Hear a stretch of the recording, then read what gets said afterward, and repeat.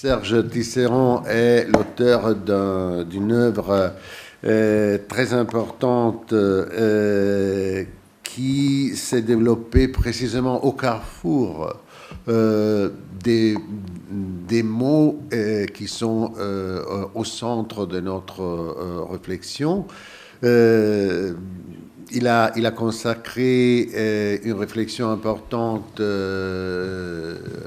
à la question de l'empathie, mais aussi une recherche très articulée concernant les écrans, notre expérience des écrans aujourd'hui, l'expérience des écrans du point de vue pédagogique, etc. Donc, Serge Tisserand, médecin, psychologue, psychiatre, psychanalyste, académicien des techniques, auteur aussi d'une contribution concernant le problème des enfants et des écrans aujourd'hui, va nous parler, le problème des écrans est qu'on a on a tout sur les écrans, donc même les titres des interventions. Donc Serge Tisserand, l'empathie et les écrans du spectateur au réalisateur. Merci d'être là. Merci de cette présentation, merci de cette invitation. Alors oui, l'empathie et les écrans, eh bien pour moi évidemment il y a deux pôles. Il y a celui qui regarde les images, les films, Internet, et puis il y a celui qui fabrique les images, les films et l'Internet. Donc je vais envisager successivement comment l'empathie fonctionne dans ces deux situations, et évidemment dans un premier temps je vais définir l'empathie, puis dans un deuxième temps l'empathie chez le spectateur des images, et dans un troisième temps l'empathie chez le fabricant d'images. Mais alors tout d'abord, vous voyez dans ma présentation que je n'ai pas prévu de parler de l'empathie et des objets technologiques dénués d'écran, que sont les machines en général, puisque toutes les machines ne sont pas munies d'un écran, les robots ne seront pas munis d'un écran. Mais comme la question a été soulevée, je voudrais en dire quelques mots. Alors oui, conformément à ce qui vient d'être dit tout à l'heure, l'être humain vient au monde avec une aptitude au dialogue et à l'interaction. Et l'être humain, depuis les origines, projette son monde intérieur, ses émotions, ses pensées sur les objets inanimés et sur les animaux. Et ça lui sert de première accroche pour la communication. Voilà, l'être humain voit un animal, il essaye de repérer si l'animal a plutôt un regard haineux ou un regard amical. Bon, évidemment, c'est une projection, mais ça n'a pas fonctionné trop mal, puisque l'être humain est arrivé à apprivoiser comme ça beaucoup d'animaux. En revanche, pour les rochers, les nuages, c'est plus compliqué, évidemment, mais l'être humain a essayé, et ça a donné, comme vous savez, cette période de l'histoire de la pensée qu'on appelait l'animisme. Mais il ne faut pas confondre animisme et anthropomorphisme, c'est-à-dire que dans l'animisme, je considère que l'objet ou l'animal ou le robot sur lequel je projette certaines de mes caractéristiques mentales les posséderait en réalité, alors que dans l'anthropomorphisme, je fais la même démarche parce que ça me facilite la communication, mais je ne crédite pas pour autant l'objet, l'animal, le robot, de posséder en réalité les qualités que je lui prête. Je prends un exemple simple. Un matin, j'ai un rendez-vous important, je mets la clé de contact dans ma voiture, si elle en a encore une, voilà, et ma voiture ne démarre pas. Je peux me mettre à protester. Comment ? Oh, tu vas pas me faire ça ce matin quand même, c'est pas le jour. Bon. Ben, je m'adresse à ma voiture comme un être humain. Ça ne veut pas dire que je pense qu'elle me comprend et qu'elle va me répondre. Ceci dit, l'ambiguïté va devenir majeure, puisque vous savez peut-être qu'à partir de 2020, Ford l'a dit, mais d'autres l'ont prévu, toutes les voitures pourront interagir avec nous, avec la voix. Quand on s'assoira, elles nous diront « tu as l'air content aujourd'hui, tu as l'air plutôt triste. Ah mais rappelle-toi, c'est l'anniversaire de ta grand-mère dans quelques jours. Est-ce que tu veux que je t'emmène chez le fleuriste pour lui choisir des fleurs, ou est-ce que tu préfères que je les choisisse moi-même ?» Voilà. Si vous tapez Ford sur Internet, vous trouverez leur programme de voitures parlantes pour 2020. Donc je ne vais pas aborder cette question-là. Vous allez voir déjà que l'empathie pour le spectateur, l'empathie pour le créateur d'image, c'est déjà beaucoup de choses. Donc Voilà le plan que je vous ai annoncé, et je vais donc essayer de commencer par vous définir l'empathie. Je crois qu'on vous a parlé hier, je n'ai pas pu être là, de la question des neurones miroirs. Alors ça a été en effet une découverte très importante, mais aujourd'hui il est considéré que beaucoup de régions cérébrales interviennent dans la construction de l'empathie chez l'être humain. Des régions cérébrales, comme vous voyez, situées plutôt à l'arrière du cerveau, dans des régions plus archaïques, et puis des régions cérébrales situées dans la partie frontale, dans la partie qui caractérise plutôt l'humanité. Donc beaucoup de régions cérébrales impliquées. Vous avez ici les régions cérébrales en rouge, vous n'avez pas toutes les connexions qui sont également très importantes. Donc vous voyez, ça relativise beaucoup la question des neurones miroirs, que certains neuroscientifiques d'ailleurs ont baptisé de manière humoristique les neurones miroirs aux alouettes. Alors, qu'est-ce que l'empathie n'est pas? Pour comprendre ce qu'elle est, il vaut mieux commencer par ce qu'elle n'est pas. Alors, ce n'est pas la contagion émotionnelle. Si je suis au restaurant, la table d'à côté, ils se mettent à avoir un fou rire, je ne peux pas m'empêcher de rire aussi. Ça, ce n'est pas de l'empathie, c'est de la contagion émotionnelle. La sympathie, le mot est compliqué. Bon, j'ai mis 2 définitions, de toute façon, vous aurez le PowerPoint. Mais pour beaucoup d'auteurs, la sympathie, ce serait plutôt un précurseur de l'empathie, c'est-à-dire à un moment où il n'y a pas véritablement de distinction entre soi et l'autre. La bonté, l'altruisme, il y a une composante d'action qui n'est pas forcément présente dans l'empathie. Et la compassion, c'est un vrai problème parce qu'on a une définition latine traditionnelle qui veut dire souffrir de la souffrance de l'autre, un cum passio. Et puis on a une définition amenée par les tenants du bouddhisme tibétain, dans lequel la compassion implique le recul par rapport à ses propres émotions, la préoccupation d'action, voilà, donc toutes choses qui font partie pour d'autres auteurs de l'empathie mature. Voilà, pour aller vite, c'est ce qui explique que Figley, qui est un auteur américain, ait pu écrire un livre dans lequel il dit que les soignants sont menacés, les soignants qui ressentent de manière trop intense la souffrance des malades sont menacés par un burn-out lié à leur compassion. Et Figley propose de les guérir, de guérir ces soignants en développant chez eux une capacité d'empathie complète. Alors que quand Mathieu Ricard, bouddhiste tibétain, comme vous savez, parle du même problème du burn-out des soignants, il dit que les soignants souffrent d'un excès d'empathie et qu'il faut les soigner en leur apprenant la compassion. Donc résumons les choses. Chez Figley, le burn-out est lié à un excès de compassion, on le soigne par l'empathie. Chez Mathieu Ricard, le burn-out est lié à un excès d'empathie, on le soigne par la compassion. Donc si vous n'avez pas ça en tête, vous n'y comprenez rien, vous comprenez bien pourquoi. Alors, une construction mentale complexe, c'est pour essayer que vous compreniez comment ça fonctionne. Je utilise un petit schéma, vous voyez un bateau. Un bateau avec une coque, des cabines, une cheminée. Alors, on va voir que, vous voyez, là-dessus, il y a beaucoup de formes d'empathie et certains auteurs limitent l'empathie à certaines formes alors que d'autres les envisagent toutes. Alors, la coque, tous les bateaux ont une coque, vous voyez, et c'est l'empathie sur laquelle travaillent plus les neuroscientifiques. Et je vous ai mis le schéma en anglais, parce que comme beaucoup de mots qui sont utilisés dans ce schéma sont proposés par Jean de Séti, qui est français mais qui vit aux États-Unis et publie en américain, c'est plus facile de les mettre directement en américain plutôt que de proposer une traduction française. Donc vous voyez déjà que dans la coque du bateau, cette forme d'empathie que tous les humains sont censés avoir, vous, moi, tout le monde, alors peut-être quelques psychopathes, 2-3% de psychopathes ne l'auraient pas vraiment comme les autres, et puis les enfants autistes, chez lesquels aussi c'est différent. Enfin, globalement, voilà, c'est une forme d'empathie, c'est l'empathie de la coque, c'est différentes formes d'empathie, tous les humains l'ont. Alors, vous voyez, d'abord, il y a l'empathie émotionnelle, et c'est quoi? C'est le partage émotionnel. À partir d'1 an, avant 1 an, on parlerait plutôt de sympathie. À partir d'1 an, l'enfant est capable d'identifier les mimiques de son interlocuteur en reconnaissant que c'est celles de son interlocuteur et pas forcément les miennes. Si vous êtes occupé de bébé, avant 1 an, vous souriez au bébé, il sourit, vous faites la gueule au bébé, il fait la gueule. C'est-à-dire, dans tous les cas, il se cale sur votre émotion.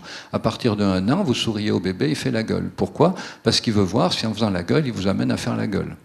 Et donc, du coup, les mamans sont un peu déroutées à cet âge-là parce que c'est beaucoup moins facile qu'avant, parce que le bébé ne répond pas en miroir, il propose ses propres interactions empathiques, empathie émotionnelle. Donc, à partir d'1 an, l'empathie, c'est capacité de pouvoir se dire « je vois que tu es content, je vois que tu es triste, je vois que tu es en colère ». Alors, c'est une capacité qui existe chez tout humain, mais qui peut se perdre, à la suite notamment d'expériences traumatiques et parfois à la suite d'expériences d'écran. Mais enfin, à partir d'1 an, en principe, elle fonctionne chez tous les êtres humains. Et à partir de 4 ans et demi, on va avoir une nouvelle forme d'empathie qu'on appelle l'empathie cognitive. C'est pouvoir comprendre l'état émotionnel de l'autre et comprendre que l'état émotionnel de l'autre n'est pas forcément notre propre état émotionnel. 4 ans et demi, pouvoir se dire, par exemple, je vois que tu es content, je vois que tu es triste, c'est empathie émotionnelle, et puis pouvoir se dire empathie cognitive, ben, je vois que tu es content parce qu'il fait soleil, donc on va aller se promener, mais moi j'ai horreur d'aller me promener. Donc je comprends que toi tu sois content parce que tu aimes bien aller te promener.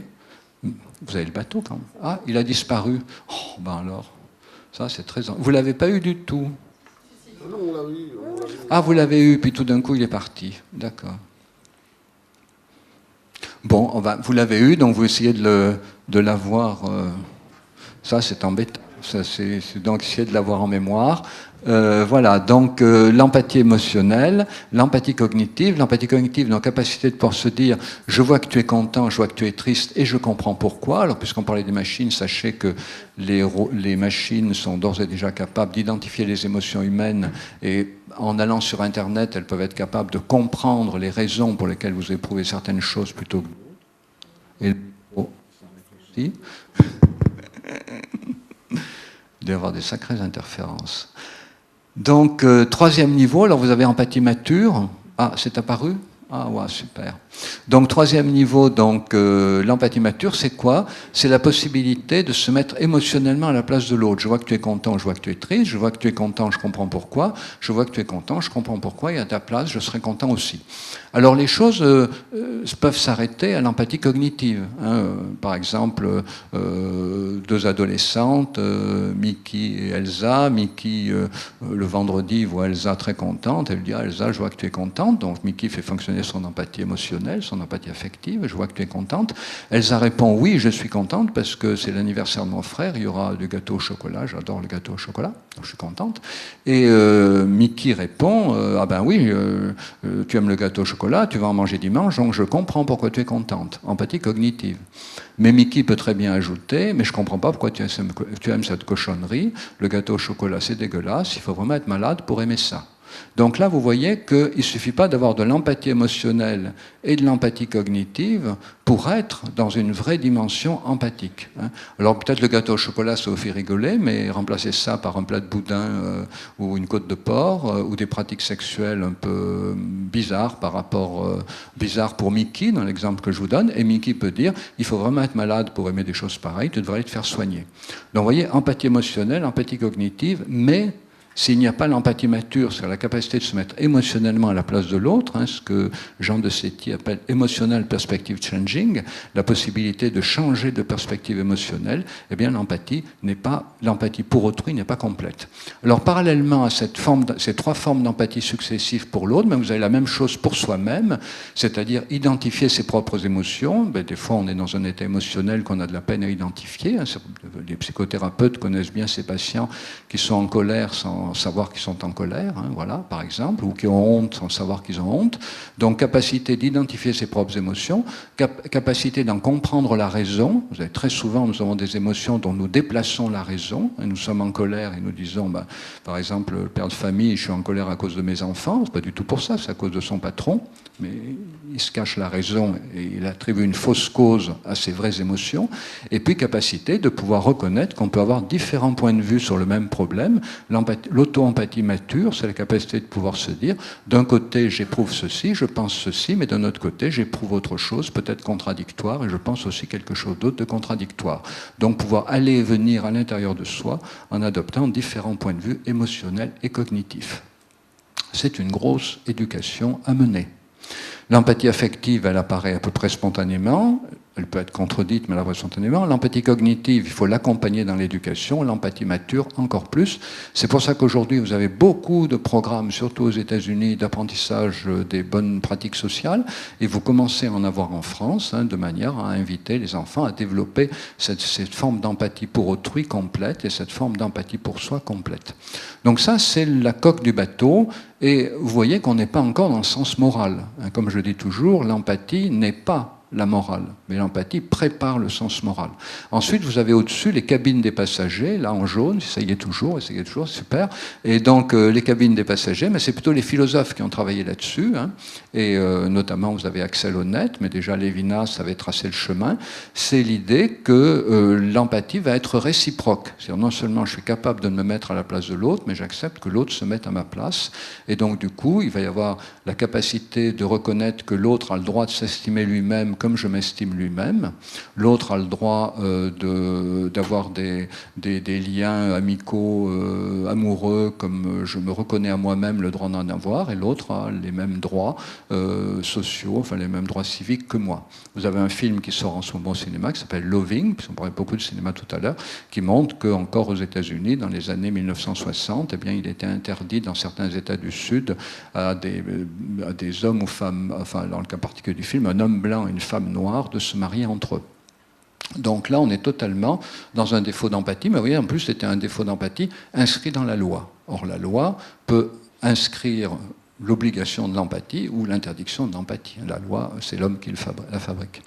Donc ça, c'est l'empathie réciproque, c'est le tâche des cabines. Alors Axel Honneth a écrit un superbe livre qui s'appelle La reconnaissance, dans lequel il explique très bien ce processus. Et puis vous avez une dernière dimension de l'empathie, qui est l'empathie intersubjective. Alors c'est quoi? Ben, c'est non seulement le fait de reconnaître à l'autre la capacité de se mettre à ma place, mais c'est le fait de reconnaître à l'autre la possibilité de m'informer sur moi-même de choses que j'ignore, hein. Quelqu'un me dit par exemple, t'es bien sympa, mais quand on te dit quelque chose qui te plaît pas, tu te mets en colère tout de suite sans chercher à comprendre. Non, c'est pas vrai ça. Voilà. Bah, c'est pourquoi les gens vont voir un psychothérapeute. Ben, c'est formidable, hein, il faut leur reconnaître qu'ils font un effort admirable. C'est le fait d'aller voir un psychothérapeute, c'est le fait d'aller voir quelqu'un dont on accepte qu'il nous informe sur nous de choses qu'on ignore soi-même. Mais heureusement, il n'y a pas que la relation avec un psychothérapeute, il peut y avoir la relation avec un ami, avec un amant, avec quelqu'un avec lequel on a un lien fort, voilà. Mais en tout cas, vous voyez, c'est la dimension de l'intersubjectivité, c'est-à-dire deux personnes acceptant mutuellement de s'informer sur chacune d'entre elles de ce que chacune ignore, parce que c'était lui, parce que c'était moi, hein, voilà, Montaigne et la Boétie. Donc voilà, vous avez, alors selon les auteurs, vous pouvez arrêter, donc les neuroscientifiques travaillent sur la coque du bateau, hein, émotionnelle empathie, cognitive empathie, empathie mature. Alors je vous ai cité De Setti, mais il y a un autre auteur qui a beaucoup contribué à ça, qui est Martin Hoffmann. Et ce qui est intéressant, c'est que, vous voyez, ils ont décrit tous les deux la même chose, Jean De Setti et Martin Hoffmann, mais sans faire référence aux travaux de l'autre. Mais en fait, ils désignent à peu près les mêmes choses, il me désigne à peu près les mêmes étapes, mais avec des mots différents. Et empathie mature, c'est l'expression de Martin Hoffmann, et emotional perspective changing, l'expression de Jean De Setti. Voilà, donc si vous êtes à peu près au clair avec ça, hein, ben vous allez pouvoir comprendre en quoi les écrans menacent l'empathie, puisqu'on va commencer par le spectateur des écrans, et on va commencer évidemment par le bébé et la consommation télévisuelle précoce. Alors il y a une étude extrêmement importante qui est parue en 2016, qui est une étude de quelqu'un qui s'appelle Pagani. Si vous avez une connexion Internet ici, vous tapez Pagani, P-A-G-A-N-I, bébé écran. Si vous tapez Pagani, vous aurez sa figure avec son curriculum vitae, mais si vous tapez Pagani télévision bébé, eh bien vous aurez les recherches qu'elle a publiées en 2013 et 2016, qui sont extrêmement importantes, puisque Pagani a mené la seule étude longitudinale sur la consommation d'écran. C'est quoi une étude longitudinale? C'est une étude dans laquelle on suit une cohorte d'enfants sur plusieurs années. Donc Madame Pagani, en 1997-1998, a demandé à 1300 familles américaines, nord-américaines, canadiennes et américaines, de noter, dans une famille qui avait des bébés, de noter le nombre, la durée pendant laquelle les enfants de 1 à 2 ans regardaient la télévision. Des familles qui avaient des enfants de 1 à 2 ans, combien de temps ils regardaient la télévision par jour. Pagani a mis les données dans un ordinateur et depuis, tous les 3-4 ans, elle revoit ses enfants. Et en 2013, ça a encore disparu. Ça a réapparu? Ah. Donc là, c'est moins important. Là, vous avez vu le bateau, là, c'est moins important. On peut continuer sans... Si ça ne marche vraiment pas, vous arriverez à suivre quand même. Il y a plus de schéma, il n'y a plus que des présentations de texte. Par contre, il faudra arrêter les râles agonisants du rideau.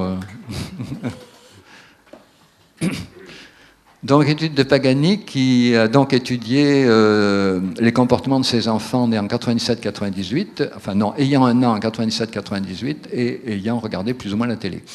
Donc, deux publications importantes, 2013-2016. En 2013, Madame Pagani s'est intéressée aux performances scolaires de ses enfants, donc un certain nombre de résultats dont je ne vous parlerai pas, parce qu'ils ne concernent pas l'empathie. Mais en 2016, elle a publié les résultats sur les comportements de ses enfants à l'âge de 13 ans, et là, ça concerne l'empathie. Donc, elle a montré quoi? Elle a montré que sur ces 1300 enfants, eh bien, ceux qui avaient regardé la télévision plus d'1 heure par jour entre 1 an et 2 ans présentaient une plus grande tendance au repli sur soi-même, tendance à avoir des agressions proactives, c'est-à-dire agresser des gens qui nous ont rien fait. C'est pas on vous insulte, vous fichez un coup de poing. Une agression proactive, c'est agresser des gens qui nous ont rien fait. Tendance à se victimiser dans des phénomènes de bande, c'est-à-dire on se laisse agresser sans protester par ceux qui sont au-dessus de soi dans la bande. Et puis comportements antisociaux. Alors vous allez me dire où est l'empathie là-dedans? Eh bien, elle est dans les conclusions que tire Madame Pagani, puisque Madame Pagani dit voilà, entre 1 an et 2 ans, il y a une réceptivité optimale de l'enfant à la communication empathique. Pagani dit c'est l'âge où l'enfant met en place la reconnaissance du visage de l'autre comme surface d'interaction sociale et comme moyen de valoriser une communication.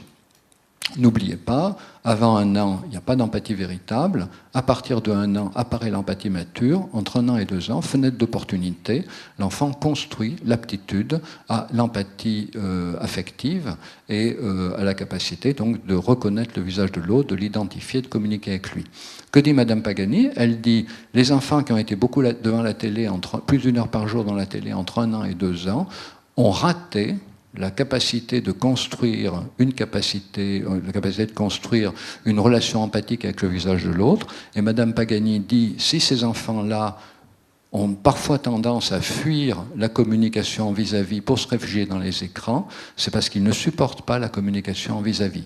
Ce qui est très intéressant chez Pagani, c'est qu'elle inverse la causalité traditionnelle, puisque très souvent on voit des adultes ou des pédagogues qui râlent en disant aujourd'hui quand on veut parler à un ado, très souvent il ne vous regarde pas, il regarde son écran, maudit écran, c'est la faute à l'écran, alors que Pagani dit non, c'est pas la faute à l'écran de téléphone mobile, l'ado qui ne regarde pas le visage de son interlocuteur et qui regarde son téléphone mobile en parlant, c'est pas parce qu'il s'intéresse plus à son téléphone mobile qu'il ne regarde pas son interlocuteur. Madame Pagani dit, c'est parce qu'il ne supporte pas de regarder son interlocuteur qu'il se réfugie dans son téléphone mobile. Et elle rapporte ça à un défaut de construction de l'empathie affective. Alors, deuxième, après l'enfant grandit, alors les médias télévisuels qui provoquent une surexcitation d'empathie. Pourquoi? Parce qu'on voit constamment des scènes émotionnellement bouleversantes, mais sans mode d'emploi. Si vous pouviez quand même couper, tant pis, on va continuer sans PowerPoint, mais...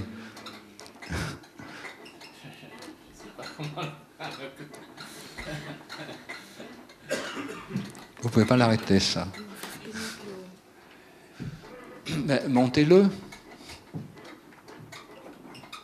Fais attention, Jacopo. Voilà, il faut peut-être ne plus rien toucher, voilà, comme ça vous m'écouterez, vous n'aurez pas l'image, mais vous m'écouterez. Donc les médias, notamment la télévision, beaucoup d'images extrêmement bouleversantes, pas beaucoup d'explications, on le sait tous, et pas de moyens d'action. Or, l'empathie a toujours ces 3 dimensions, vous l'avez compris, une dimension émotionnelle, une dimension cognitive, la possibilité d'une dimension d'action. Vous avez d'ailleurs des journalistes qui ont très bien perçu le problème, ils ont constitué une association qui s'appelle Reporters d'Espoir, avec l'idée de lorsqu'on montre des choses très éprouvantes pour les spectateurs, de toujours proposer des moyens par lesquels les spectateurs puissent agir sur la réalité, soit celle qu'on leur montre en image, soit une réalité équivalente. La question de Skype, les gens en général placent leur caméra pas à hauteur de regard, mais en bas ou en haut, ce qui fait que comme ils regardent l'écran, ils regardent leur interlocuteur sur l'écran ne les voit pas les regarder dans les yeux, donc Skype est une machine qui ne favorise pas l'empathie. Et puis tous les quiproquos sur Internet, il y a beaucoup de slides, mais je vous les résume. Tous les quiproquos sur Internet liés à l'absence de fonction régulatrice du visage, puisque, pour résumer les choses, exemple, beaucoup de directeurs d'établissements scolaires m'alertent sur le fait qu'ils passent leur lundi matin à faire en sorte que les élèves ne se battent pas. Pourquoi? Parce que les élèves se quittent le vendredi bon copain, Ils ont interagi en régulant leurs interactions sur la représentation de leur mimique, de leur visage, de leurs expressions, de leur posture corporelle. Les élèves se quittent le vendredi soir. Le samedi et le dimanche, ils restent chez eux parce que les parents pensent que c'est dangereux souvent d'aller dans les terrains vagues ou d'aller dans les rues ou dans les cours d'immeubles. Donc que font-ils? Eh bien, ils vont interagir via Internet. Et via Internet, ils ne se voient pas. Et donc très vite, ils caricaturent leur position, très vite, ils utilisent des insultes dont ils ne mesurent pas la portée, ils relayent les insultes d'autres parce qu'ils trouvent que c'est drôle, mais il y en a qui reçoivent 50 messages disant la même insulte. Et donc du coup, le lundi matin, qu'est-ce qui se passe? Eh bien, ceux qui n'ont pas réussi à trouver la formule qui tue sur Internet vont prendre leur revanche au poing. Et aujourd'hui, c'est quelque chose qu'on voit également dans des externats médico-éducatifs. Les enfants rentrent chez eux le week-end et le lundi matin, ils se tapent dessus. Hier, j'étais à une formation avec des gens qui travaillent dans le système hospitalier. Dans les écoles, c'est comme ça. Dans les établissements hospitaliers qui accueillent à la semaine, c'est pareil. Le lundi matin, maintenant, est consacré à séparer les combattants. Et ça, c'est un effet de l'Internet, de l'impossibilité pour beaucoup de gens de comprendre que l'Internet est un mode de communication très particulier dans lequel, parce qu'on ne se voit pas, eh bien, on est amené à perdre un certain nombre de mécanismes de régulation favorisés par la perception du visage de l'autre. Donc, ça mobilise beaucoup de formes d'abandon. Des angoisses d'abandon, beaucoup de formes d'angoisse, des angoisses d'abandon, des angoisses d'envahissement, des angoisses de morcellement, des angoisses de persécution. Peut-être tout ça, ça vous évoque un peu la psychose. Oui, tout ça, c'est très fort dans la psychose, mais sur Internet, c'est bien ça quand même qu'on a à faire. Voilà, et donc les tensions sociales entre les groupes, et ce que vous connaissez bien sur Internet, les forums qui tournent très vite, très mal. Vous prenez n'importe quel thème scientifique très intéressant sur Internet, l'autisme par exemple, que je connais bien, et bien très vite, dans les forums, au troisième échange, les propos sont devenus calomnieux, orduriers et ad hominem. Pourquoi? C'est la logique d'Internet. Alors ça, c'est pour le spectateur des images. Donc, qu'est-ce qui nous reste comme possibilité? Heureusement, les technologies numériques nous permettent d'être chacun producteur de nos propres images.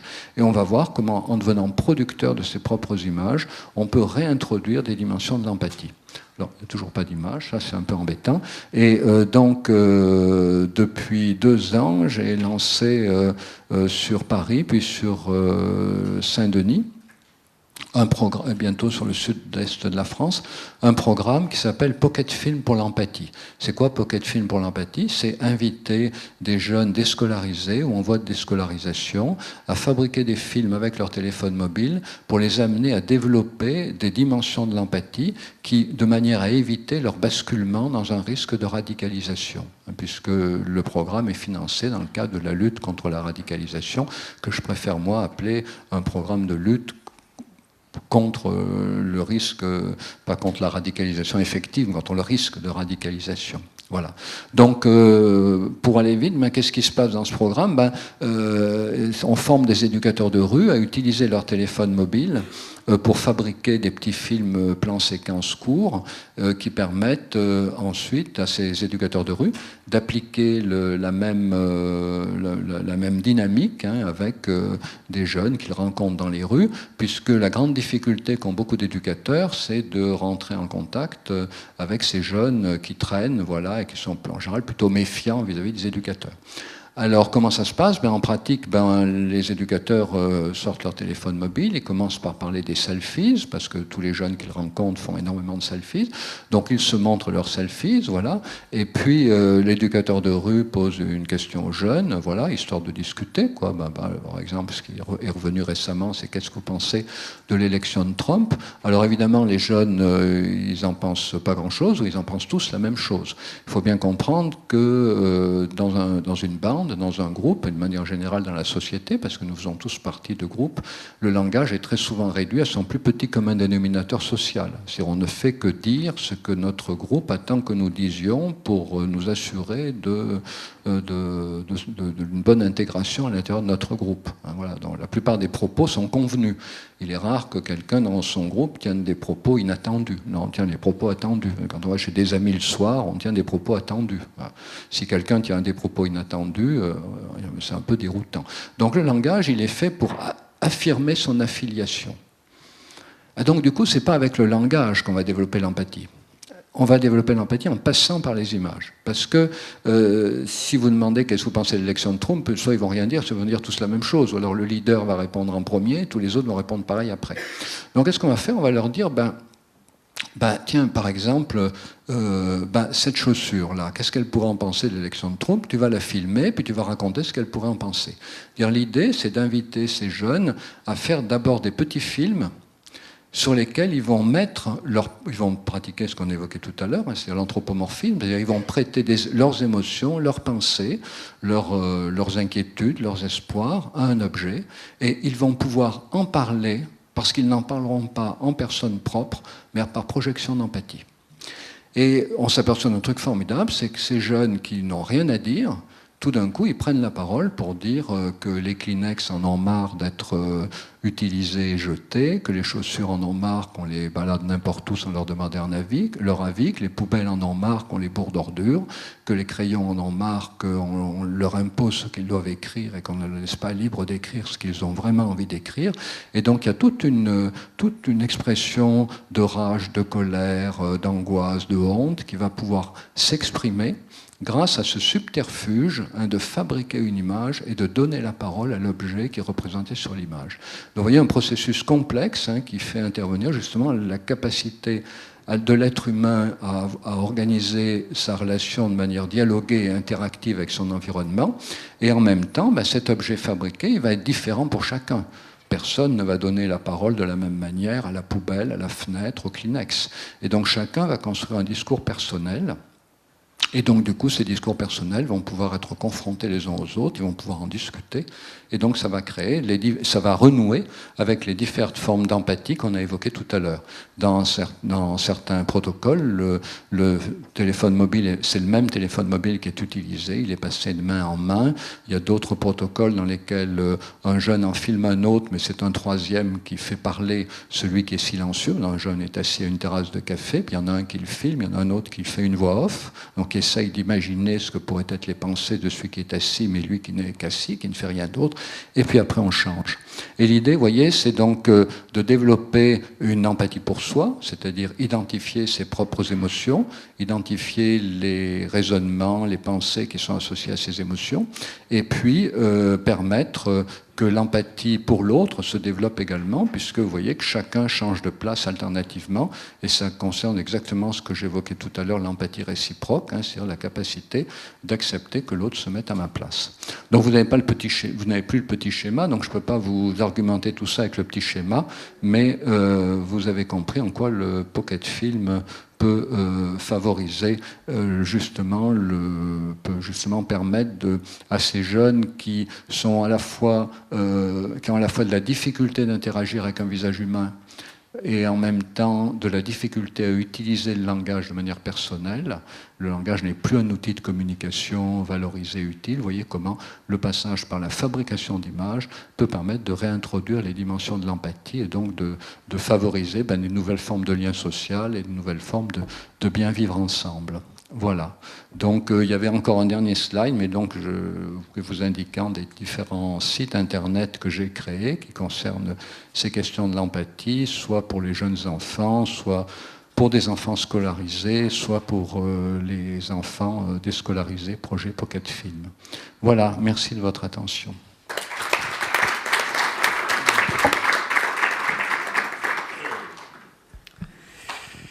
C'est nous qui vous remercions, Serge Tisserand, parce que vous avez amené un point de vue et sur des aspects qu'on n'avait pas encore pris directement en considération dans notre réflexion. Vous l'avez fait dans une manière très efficace, malgré l'absence du support image, et vous avez su même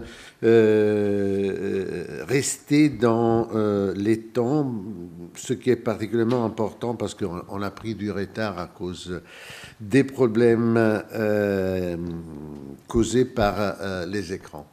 Donc, je donne tout de suite la parole à la salle. Oui. Attendez, le micro va arriver.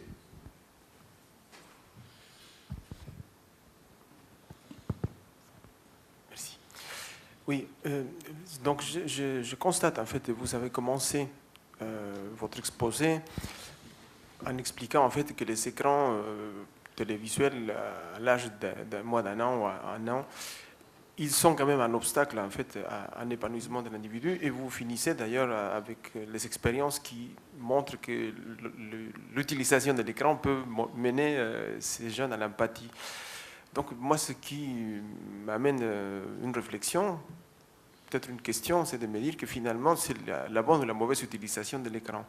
Pourquoi? Parce que je pense quand même que, contrairement à ce qui me semblait avoir compris tout à l'heure, je ne fais pas de différence entre le corps et l'esprit. Tout à l'heure, ça a été évoqué comme le corps comme une intermédiation par rapport à la nature. Et donc, du coup, le corps étant lui-même son propre médium, l'esprit étant pour moi partie totalement prenante de notre corps, il me semble nécessaire de se dire que finalement, pour comprendre la complexité du monde, on a besoin d'intermédiation autre que nous-mêmes. Et cette intermédiation, elle doit être d'une utilisation intelligente. Et c'est ça toute la difficulté pour l'utilisation de l'écran, pour penser si à partir de cet écran, on peut avoir de l'empathie ou pas.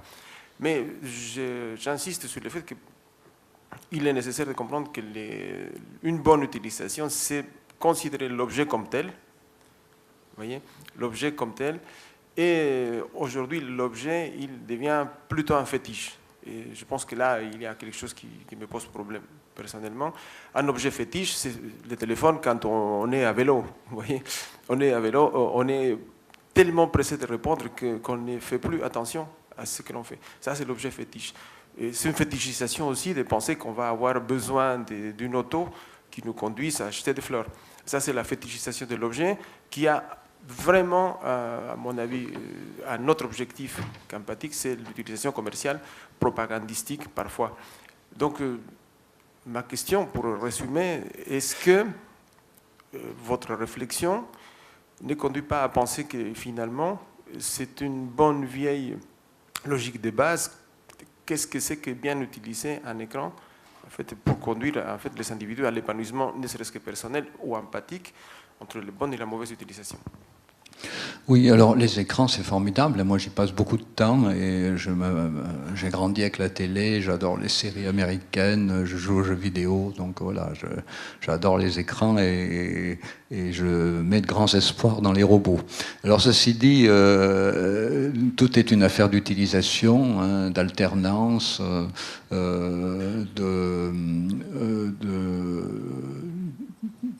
d'utilisation raisonnée de ces outils. Et en vous parlant des travaux de Pagani, j'ai voulu attirer votre attention sur le fait que les écrans, c'est comme la nourriture, hein, il y a des paliers à respecter dans les écrans qu'on introduit dans la vie de l'enfant, et on sait qu'avant 3 ans, les écrans n'apportent rien à l'enfant, mais qu'en revanche, ils risquent de lui prendre beaucoup de temps, et un temps qui serait bien mieux employé si l'enfant interagissait avec un humain. Voilà.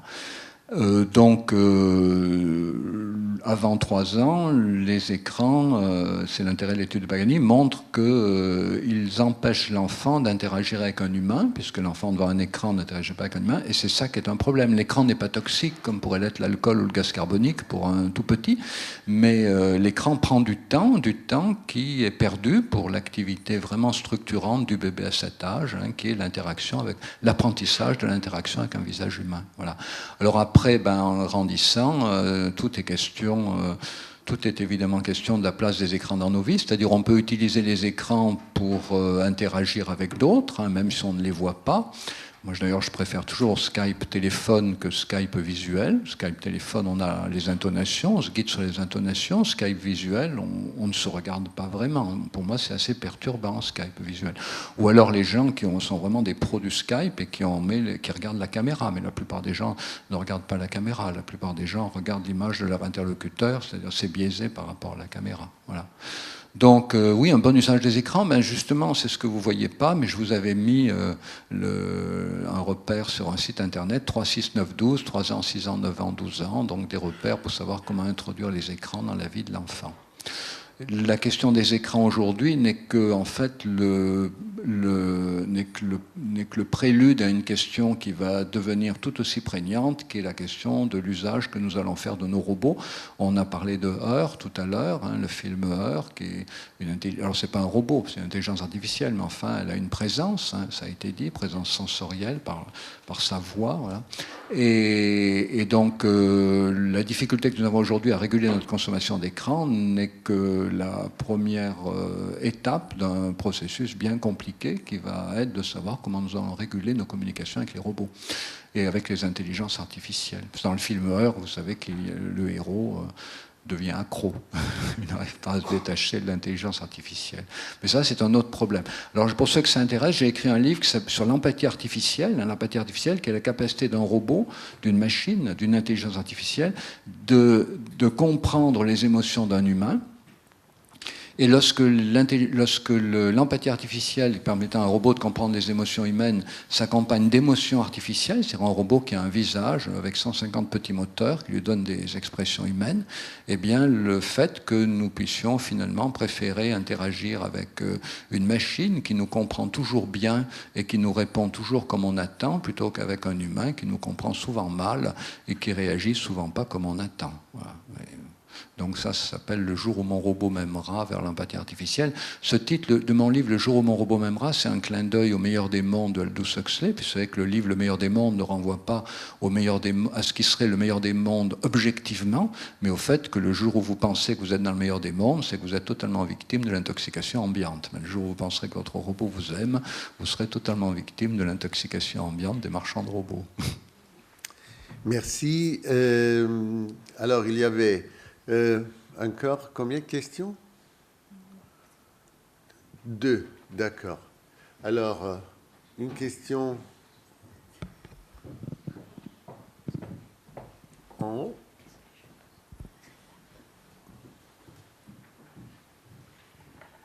Bonjour, je vous remercie de nous avoir transmis cette expérience Pocket Film qui vise à réintroduire l'empathie chez des enfants ou adolescents. J'aurais une question à poser à ce sujet. Est-ce qu'il y a une dimension artistique qui est implicite ou explicite dans cette expérience? Et puis sinon, j'ai une seconde question qui est complètement différente. Quand on a des adolescents, par exemple les mettre en stage, colonie ou autre, maintenant on propose beaucoup des expériences robotiques, informatiques, jouets, des sports en ligne. Et puis comme pour compenser un petit peu ce côté jeu, passivité, il y a souvent maintenant de plus en plus une deuxième partie qui sera créer votre propre jeu. Et donc on articule cette dimension passif-actif qui devient presque un lieu commun. Vous avez un enfant geek, et ben, il faut aller du côté de la création des films, etc. Donc voilà, je voulais savoir ce que vous pensiez aussi de cela. Alors dans le projet Pocket Film pour l'empathie, la dimension artistique surgit sans qu'on l'ait attendue.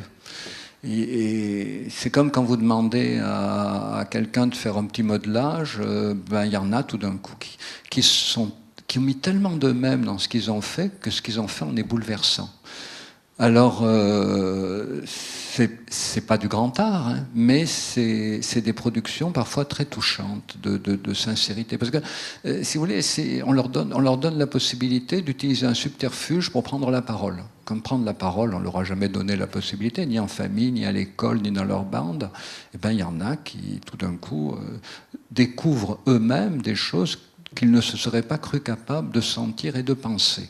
Et le fait qu'ils le découvrent, qu'ils le découvrent eux-mêmes au moment où ils le font, donne à leur témoignage un caractère très, très bouleversant. Alors d'ailleurs, on a prévu sur Saint-Denis de faire une séance publique, on est en train d'organiser tout ça, séance publique des productions de ces jeunes, pour montrer qu'ils sont capables de choses qu'on n'aurait pas attendues, pour valoriser leur production, pour créer du lien, voilà. Alors, par rapport à votre seconde question, oui, alors, c'est devenu un lieu commun, mais c'est devenu un lieu commun plus théorique que pratique. Hein. Il y a beaucoup d'enfants qui qui ne savent même pas que sur leur tablette, il y a un logiciel pour fabriquer des films stop motion. Ils ne savent pas. Il n'y a personne pour leur dire. Donc il y a encore beaucoup d'ignorance des pédagogues et des parents sur la quantité d'outils de création numérique qui sont actuellement disponibles. Il y a des enfants à l'école, on les fait utiliser Scratch à 13 ans. Scratch, c'est 8-9 ans. 13 ans, c'est bien d'autres, c'est stop motion, encore d'autres, ou du pocket film, voilà. Donc oui, c'est un lieu commun de la théorie, on l'entend dans tous les colloques, mais c'est loin, hélas, d'être un lieu commun de la pratique, hein, et donc il y a beaucoup à développer de ce côté-là. Oui, je vois. Non, c'était pas pour dire que c'était un lieu commun. Enfin, c'était pas ça l'idée de ma question. L'idée de ma question, c'est, par exemple, faire un jeu vidéo, s'initier à un jeu vidéo. Est-ce que pour vous, ça peut aussi développer de l'empathie? C'était ça mon idée. Non, alors peut-être parce que c'est quand même très différent de ce que vous proposez. Donc, est-ce que vous, justement, vous vous par inscrivez rapport à en faux par rapport à ce genre de pratique? C'était ça qui m'intéressait. D'accord. Non, fabriquer un jeu vidéo, je ne pense pas du tout, mais en revanche, fabriquer ensemble un jeu vidéo, oui. C'est-à-dire que dès que vous faites du collaboratif, eh bien, vous êtes engagé dans la nécessité d'identifier l'émotion de l'autre. Est-ce qu'il trouve bien ce que j'ai fait ou pas? L'autre ne va pas forcément vous le dire. Peut-être c'est dans ses yeux qu'il va falloir le voir. Voilà. Et puis, accepter que l'autre m'apporte sur moi-même des informations que j'ignore. Ça c'est bien, mais ça, tu vois, tu as moins bien réussi. Voilà. Donc, il faut que j'accepte. Voilà. Donc, ça, oui, ça développe beaucoup l'empathie. Le fait il a été beaucoup montré par des auteurs américains que la meilleure manière de développer l'empathie entre différentes personnes, c'est de les engager dans un projet collectif, un projet de travail collaboratif. Voilà. Ça, oui. Mais alors ça peut être fabriquer un jeu vidéo ensemble, mais c'est le faire ensemble qui développe l'empathie, c'est pas le fait de faire quelque chose. Andrea Pinotti. Merci beaucoup pour votre intervention. J'aurais deux questions. La première regarde la position de l'intersubjectivité dans les bateaux, parce qu'elle arrive dernière à la cheminée du bateau. Et je voudrais savoir votre opinion par rapport à certaines théories qui, au contraire, posent l'intersubjectivité au début. C'est-à-dire, je pense par exemple à Merleau-Ponty, mais aussi dans la tradition des études sur l'empathie à Foucault, il pense que l'intersubjectivité est originaire et précède l'individualisation des sujets. Et la deuxième regarde cette idée que j'ai l'impression d'avoir reçue de votre intervention, c'est-à-dire une identification de l'empathie avec l'empathie positive, prosociale. Et bien vivre, la participation, la collaboration, les programmes de développement de la capacité empathique pour mieux être ensemble. Mais le cas du sujet sadique qui torture sa victime, et il est capable de se mettre dans la peau de la victime pour mieux la torturer. Ça serait aussi une possibilité d'empathie, c'est-à-dire empathie négative, évidemment. Merci. Oui, très juste. Alors, je ne peux pas vous remettre le bateau, mais j'espère que vous l'avez un petit peu à l'esprit quand même. Alors, d'abord, je vais répondre à la première question. Là, vous n'avez pas besoin d'imaginer le bateau. Alors, tout dépend de ce qu'on appelle l'intersubjectivité. Ainsi, vous désignez par le mot intersubjectivité cette aptitude de l'être humain à établir constamment du dialogue avec ce qui l'entoure, voilà, à projeter ses pensées, ses émotions sur ce qui l'entoure, à entrer en relation avec ce qui l'entoure comme si c'était un semblable. Si vous appelez ça intersubjectivité, oui, mais moi, ce n'est pas ce que j'appelle intersubjectivité. Ce que j'appelle intersubjectivité, c'est le fait qu'on ait dépassé l'empathie réciproque, qu'on soit capable, encore une fois, d'accepter que l'autre me renvoie sur moi-même des choses que j'ignore sur moi. Or, dans cette aptitude intersubjective si vous essayez de l'appeler intersubjectivité, dans ce dialogue tonico-postural, comme l'appellent certains auteurs, entre le bébé et la mère, il n'y a pas encore la capacité que l'autre m'informe explicitement sur ce qu'il pense de moi et la possibilité que j'accepte ou que je refuse l'opinion que l'autre me donne de moi. Il n'y a pas encore cette dimension-là. Donc, si vous voulez, le problème, c'est qu'il faut bien définir les mots. Je vous ai dit tout à l'heure, compassion et empathie, déjà, c'est deux mots piégés, avec si on n'a pas à l'esprit que les bouddhistes tibétains ont complètement inversé les significations. Donc, intersubjectivité, c'est pareil. Si vous dites intersubjectivité, c'est deux sujets qui rentrent en relation l'un avec l'autre, hein, époque de Merleau-Ponty, à ce moment-là, oui, le bébé, sa mère, intersubjectivité. Mais on n'est pas dans la dimension que je désignais, qui est encore une fois l'intersubjectivité définie comme la capacité d'accepter que l'autre m'informe sur moi-même de choses que j'ignore. Voilà. Donc c'est un problème de définition. D'ailleurs, il y a plein de débats actuellement aux États-Unis entre des gens qui disent l'empathie c'est problématique, il faut préférer la compassion, et d'autres qui disent la compassion c'est problématique, il faut préférer l'empathie. C'est des faux débats parce qu'ils parlent de la même chose, simplement il y en a qui sont dans une optique bouddhiste tibétaine, il y en a qui sont dans une tradition latine et anglo-saxonne où la compassion c'est souffrir de la souffrance de l'autre. Alors par rapport à votre deuxième question, oui, je n'ai pas parlé du bourreau, effectivement, mais le bourreau, c'est quelqu'un qui est doué d'une forte empathie émotionnelle et d'une forte empathie cognitive. Mais il n'a pas la troisième dimension de l'empathie pour autrui, qui est l'empathie mature, hein, la capacité de changer de point de vue émotionnel, la capacité de pouvoir se mettre émotionnellement à la place de l'autre. Vous avez les fameux rapports des psychologues, non des psychiatres travaillant à Abu Ghraib, et qui ont donc essayé d'imaginer, comme dans 1984, la torture, dans le roman 1984 de Aldous Huxley, imaginer la torture la plus adaptée à la personnalité de chacun des terroristes présumés.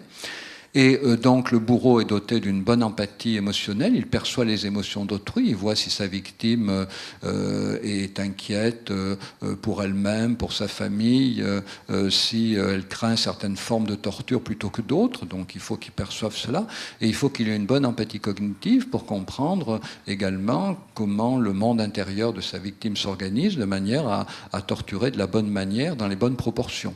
Donc le bourreau est doté d'une bonne empathie affective et d'une bonne empathie cognitive. Ce qui lui manque, c'est ce que Martin Hoffman appelle l'empathie mature et Jean de Séti le changement de perspective émotionnelle, c'est-à-dire la capacité de se mettre émotionnellement à la place de l'autre. D'ailleurs, il y a des auteurs qui ont travaillé sur la torture et qui disent que ce que ne supportent pas les bourreaux, là-dessus de finir horriblement si vous leur dites ça, c'est lorsque le torturé dit au bourreau « j'essaye de me mettre à ta place » et de me représenter ce que tu vas raconter à ta femme et à tes enfants ce soir quand tu vas rentrer chez toi. Et il y a plusieurs auteurs qui disent là, si le torturé dit ça, il est sûr de mal finir.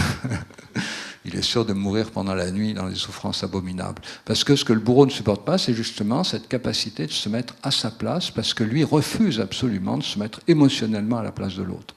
Et par contre, il peut avoir une bonne empathie, encore une fois, une bonne empathie émotionnelle, une bonne empathie cognitive.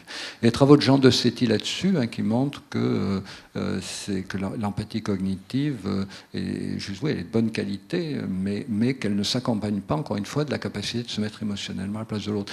Mais ce qui est compliqué, parce que c'est une capacité qui a énormément besoin d'être encouragée par l'éducation. C'est pour ça qu'aujourd'hui, il y a beaucoup de programmes éducatifs qui visent à faire en sorte que les enfants soient invités à se mettre émotionnellement à la place de l'autre. L'éducation artistique, par exemple, en fait partie, l'éducation culturelle, l'éducation théâtrale, hein, autant de moyens par lesquels l'enfant est invité à se mettre émotionnellement à la place d'un autre. Voilà. Merci.